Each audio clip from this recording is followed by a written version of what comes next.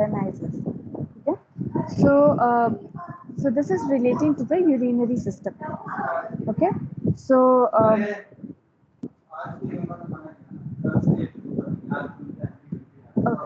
So first we will start with the urinary antiseptics. Okay, so first the introduction, what are antiseptics? So whenever you hear about the antiseptic word or antibacterial, always remember that they try to destroy the bacteria, they try to destroy the growth of microorganism.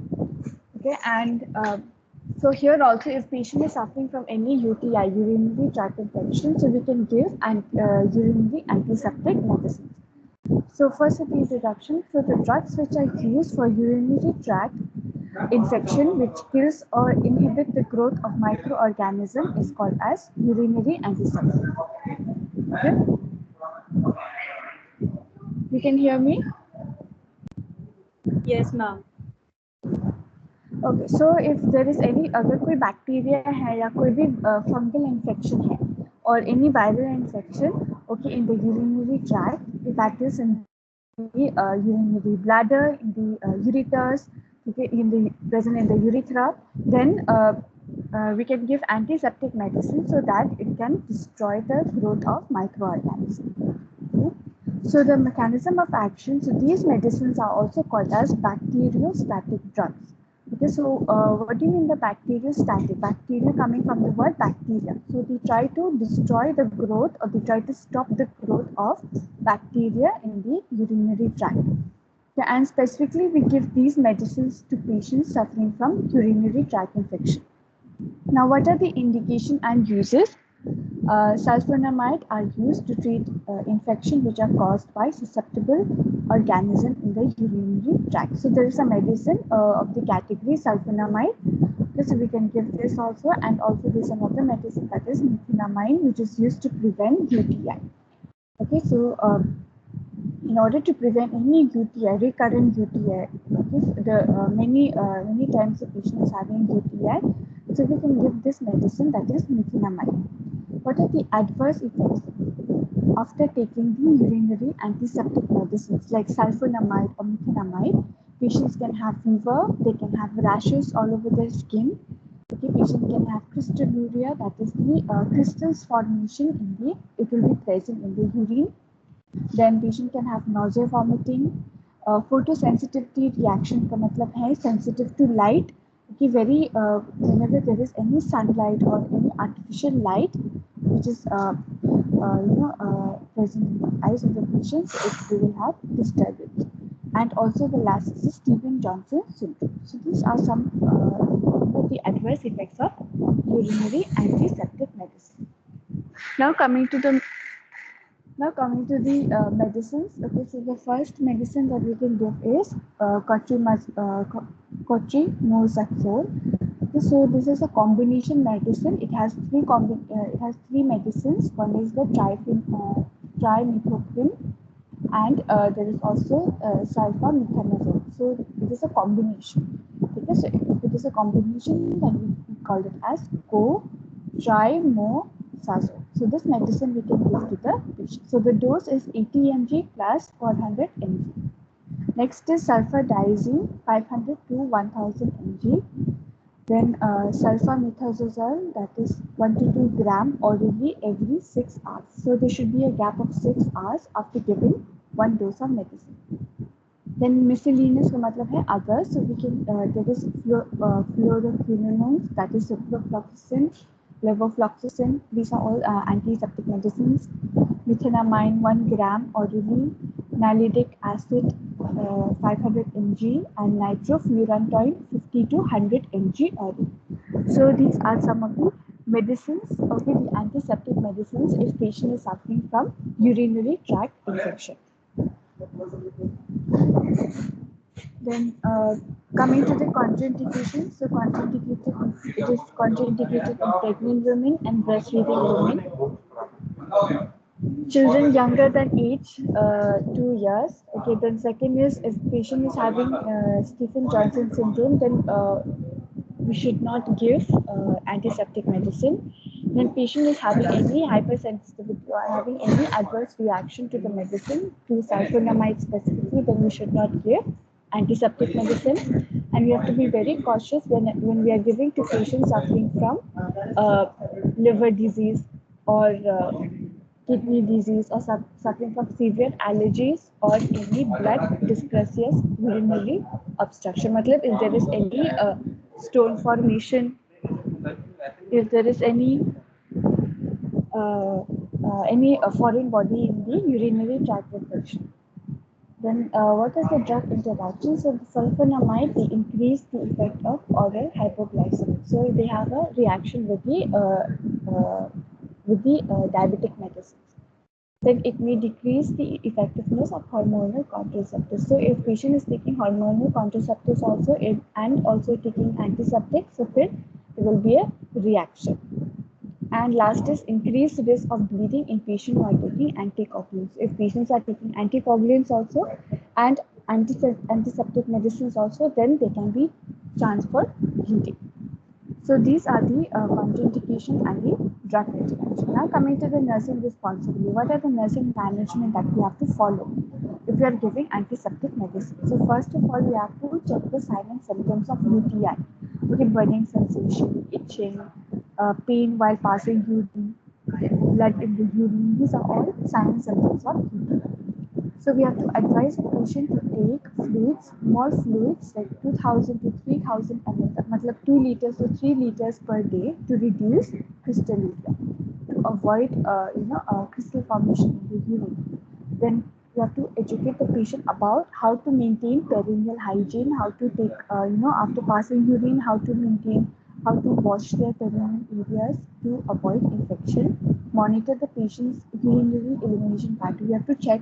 You have to ask the patient if there is any blood in the urine or patient is having any pain while passing urine or burning sensation, okay, in the urethra. Then monitor the patient, instruct the women who are taking oral contraceptive to use an alternative method such as barrier method during the entire course of pregnancy. So if patient is taking if they are taking antiseptic medicines, then you have to tell the patient to be very careful if they are taking oral contraceptive. Okay, so this was about urinary antiseptic medicine. Is this clear with everyone? Anybody has any doubt? No, ma'am.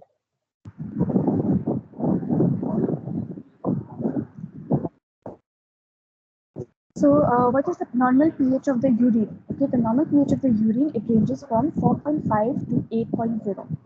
Okay, and a pH less than 7 is considered as acidic urine. Okay, if the pH of the urine is less than 7, then we consider as acidic, and if it is more than 7, we consider as alkaline urine. Okay, so there are some fruits and medications that can affect the urine pH of the patient, like citrus fruits like oranges,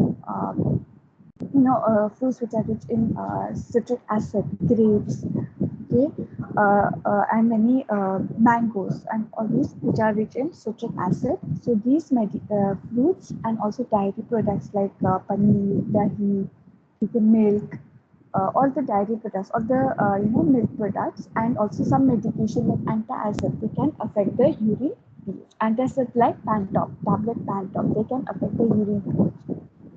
Then also, in a diet which is high in protein, the urine is not acidic. So if the patient is taking high protein diet, then the pH of the urine is acidic. While if patient is taking, taking high in vegetables, eating lot of vegetables, green vegetables, then the urine can be alkaline. Okay, so you remember this, that if patient is taking high protein diet, then what happens is the urine pH will be acidic, and if they're taking more of vegetables, green vegetables, then their urine can be alkaline. So okay, so before going to the next topic, that is the acidifiers and alkalinizers. So first we have to understand what is metabolic acidosis and metabolic alkalosis. Okay, so metabolic acid is, I think this topic also has been taught in MedSearch. Okay, so metabolic acidosis, it is a condition when there is too much acid in the body fluids. अगर acidity, अगर body fluids में ज़्यादा acid, okay, if the pH is very less, Less than 7, it is very acidic. Then we consider it as metabolic acidosis. When the kidneys cannot remove enough acid from the body, there is increase in hydrogen ions, there will be decrease in the pH, decrease in arterial carbon dioxide, and definitely there will be decrease in bicarbonate ions. Okay, so here there is a chart, there is a small chart here. Okay, so you can see metabolic acidosis. In metabolic acidosis, what happens is the pH, it will decrease, it will be less than 7.4. Hydrogen ions will be increased, that is more than 40 milliequivalent per liter. Partial pressure of carbon dioxide, it will be decreased, that is less than 40 mmHg, and bicarbonate ions will decrease. Okay, so when these conditions are happening, when they are occurring, then we call it as metabolic acidosis. Why metabolic acidosis? Why? What is the reason? It is because the kidneys, okay, the kidneys are not functioning properly. They are not doing their action. Okay, they are not able to remove the enough acid from the body. Okay, so because of the kidney problems, patient can have metabolic acidosis. Okay. So remember, in metabolic acidosis, whenever you see acidosis, इसका मतलब है pH is less than 7.4. Okay, so pH is less, hydrogen ions are more, partial pressure of carbon dioxide is less, and bicarbonate ions is also less. Okay, so the normal values are basically of a normal person. Normal value is pH is 7.4, hydrogen ions is 40 milliequivalent per liter, partial pressure of carbon dioxide 40 mmHg, and bicarbonate ions 24 milliequivalent per liter. So these are the normal values of a normal person. Okay? And if there is any variation, any changes in the values, then depending upon the condition also, then you can say it can be metabolic acidosis or metabolic alkalosis. So is this clear about metabolic acidosis? किसी को doubt है? No, ma'am. Clear. Now coming to metabolic alkalosis. Alkalosis, alkaline. Alkaline का मतलब है when the pH is more than 7.4. So in metabolic alkalosis, it is a condition when there is too much of bicarbonate ions.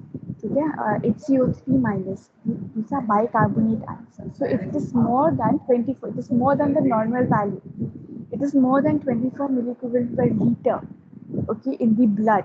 This is because of any kidney disease, any can be infection in the kidneys, there can be tumor in the kidneys because of any damage in the kidneys. So that because of that, patient की जो bicarbonate ions है वो increase हो जाते हैं.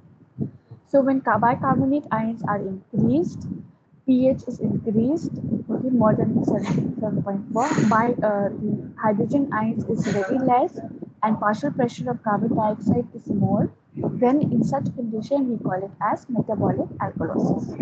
Okay. So now coming to the acidifiers. So acidifiers, they are the medicines we are giving to treat metabolic alkalosis. Okay, so in patients suffering from metabolic alkalosis, we give medicines or agents called as acidifiers. So what are acidifiers? They are the agents or drugs which are used to treat acid-base balance in the body or for the treatment of metabolic alkalosis. Okay, so remember, if patient is suffering from metabolic alkalosis where the pH is very high, bicarbonate ions is very high, partial pressure of carbon dioxide is high, but hydrogen ions is less, then in such condition we have to give acidifiers. So acidifiers are the agents which are used to neutralize the pH. ठीक है, क्योंकि metabolic alkalosis में क्या होता है, pH ज़्यादा हो रहा है ना, it is more than 7.5, तो हमें उसको neutralize करना है, उसको normal level में लेके आना है, so we can give acidifiers. Okay, so point number one, they are used to neutralize the pH which has been increased due to any certain causes like excess alkali intake. So if you're taking too much of green vegetables, okay, which are high in alkali, then we have to give acidifiers. Then classification of acidifiers, also the agents which are under acidifiers are number one, ammonia chloride, ascorbic acid, calcium chloride, and phenazopyrite. So these are the medications of acidifiers. Okay?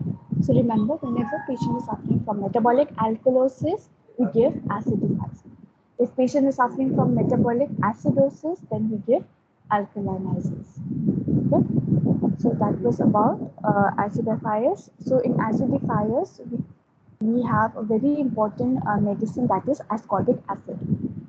Okay, so I will just explain only on one medicine, okay, which is under the acidifiers. So what are ascorbic acid? Basically, they act as an acidifier which helps in neutralize the alkali excess.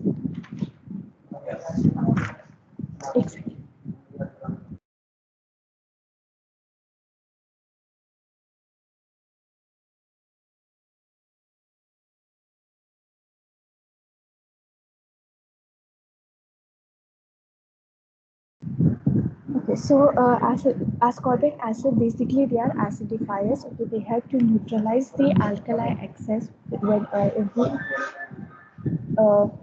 uh, and they help to reduce the pH towards the normal value. So they try to bring the pH value into the normal value, that is in 7.4.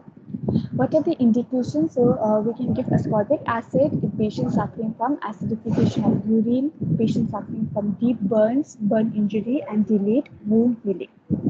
Then contraindication, we should not give ascorbic acid if patients are having sodium restricted, that they're not getting any salt.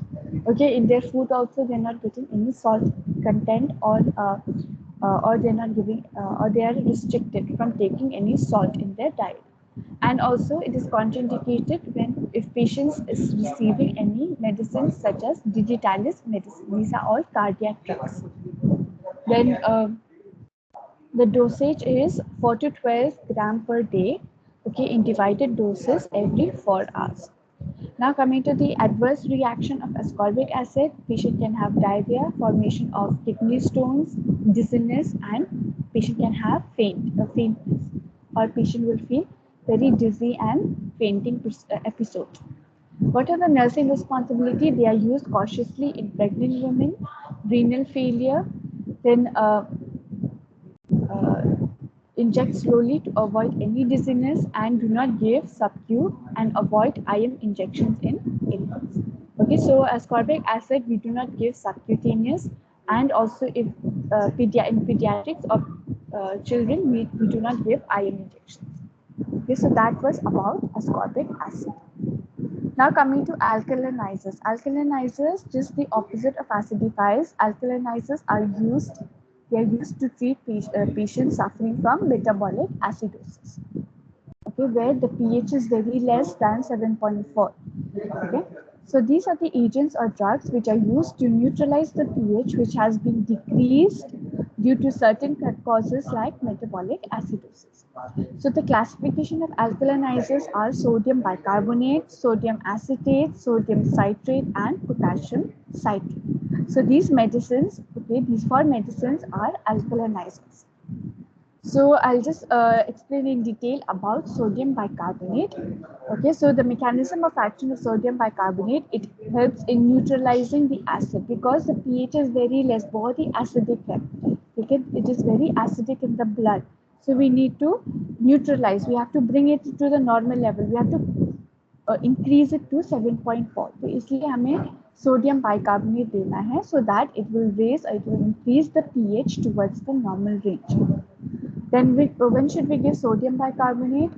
If you have to treat patients suffering from GI problems like acid ingestion, too much of acidity, patients suffering from heartburn, okay, treatment of hyperacidity, patients suffering from peptic ulcers, ulcers in the stomach, ulcers in the small intestine, ulcers in the large intestine. So we can give sodium bicarbonate, and patients suffering from metabolic acidosis.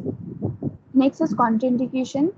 Okay, we have to be very careful, or we should not give sodium bicarbonate in patients suffering from any heart problems or heart disease conditions, and also patients suffering from kidney disease conditions, and also hypertension. matlab when the blood pressure is very high. Then what is the dosage or dose of sodium bicarbonate? 0.3 to 2 gram as needed, 1 to 4 times per day. Then adverse reaction, patient can have sodium overload and patient can suffer from systemic alkalosis. And the nursing responsibility is are that we have to administer in liquid form as possible. If tablet form, then we have to tell the patient to chew it before swallowing and follow it with water. And last is it should be taken on empty stomach. So sodium bicarbonate yaad rakhna, it should be taken on empty stomach. Okay, especially patients suffering from acidity, hyperacidity or acid indigestion. So in such patient we have to give on empty stomach and we have to tell them to chew to bite the tablet before swallowing it and to take it with water. Okay, so that was about alkalinizers and acidifiers. Is this clear with everyone? किसी को doubt है? Anybody has any doubts with uh, urinary antiseptics, acidifiers, and alkalinizers?